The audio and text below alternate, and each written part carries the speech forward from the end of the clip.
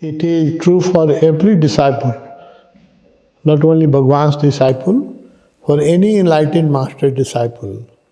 If they are really and totally with the master, even for short time,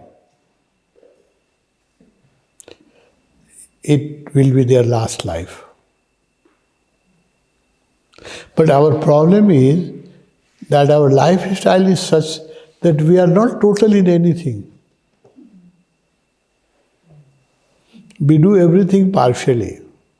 Not even in sex and love, no, which is most enjoyable thing, we are not total. If you are total in sex, one sex can give you satisfaction for 1 year. You don't need to repeat the same gymnastic or circus again. No? But we are not total. No? The problem is that we are not total in anything. So if you are total with a master, yes, even for a small period of time, then there is a connection, a very deep connection. Bhagavan enters into you. He steals your heart. And then you no need to take another life unless you want it. If you want, yes. If your desires are there, most of the people don't fulfill their desires and they have lurking desires of enjoyment. Why next birth happens? Only because unfulfilled desires.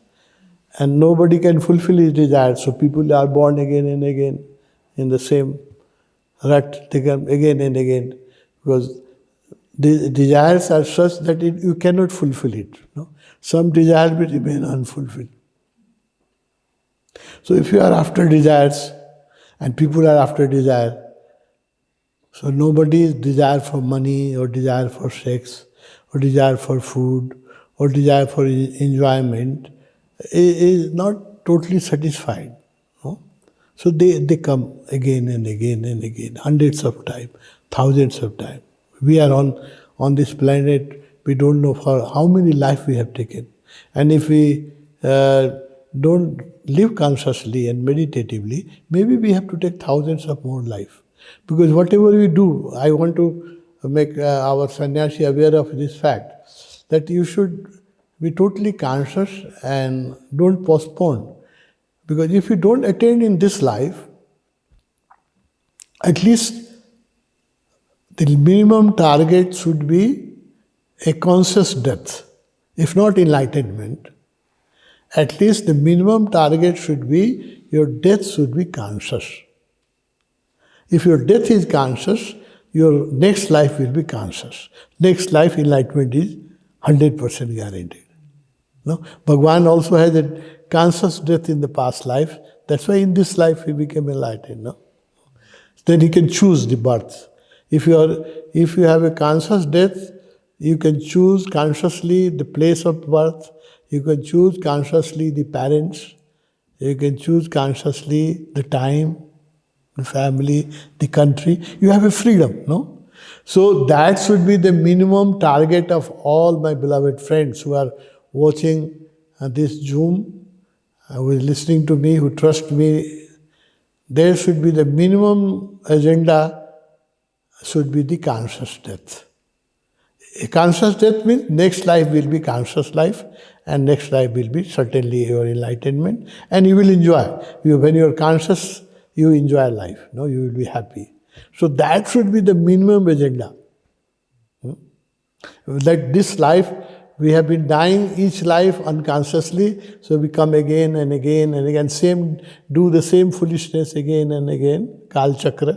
No, we keep on moving in this Kal Chakra, and we will keep on moving on this Kal Chakra for how many years we don't know, how many life we don't know. Because if you die unconsciously, next life you will not remember that you have done so many meditation. You were in Tapovan or you are doing satsang. No, you will forget everything. And then again you will have to start, we don't know from where. There will be punya, That punya will give you money, that punya will give you success, but you don't remember how much year you have invested in meditation. So that majority of that time and energy is wasted. So that's why with my own experience, I'm requesting all my friends that we should fix a target. The minimum target is conscious death. Minimum. We should become enlightened. That should be the target. But minimum we should die consciously, so that next life we will be conscious and we will enjoy life, and next life we will become enlightened. That should be my agenda, my request that's my agenda for myself, and it is agenda for all my friends. I request it to them. So you are talking about the book of death. Yes, I've recommended many friends who can understand to read that book. It's a very beautiful book. And there's a book by Osho, मैं मृत्यु सिखाता हूँ. Osho teaching is complete.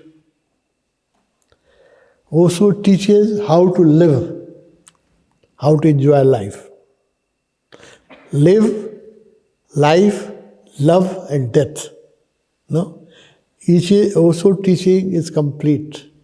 He said, you should enjoy your living, enjoy your loving, and enjoy your dying. No? So it's a whole spectrum. So Bhagwan has also taught about मैं मृत्यु सिखाता हूँ. The first camp I attended was how I teach death. No? That was the title of the camp, मैं मृत्यु सिखाता हूँ.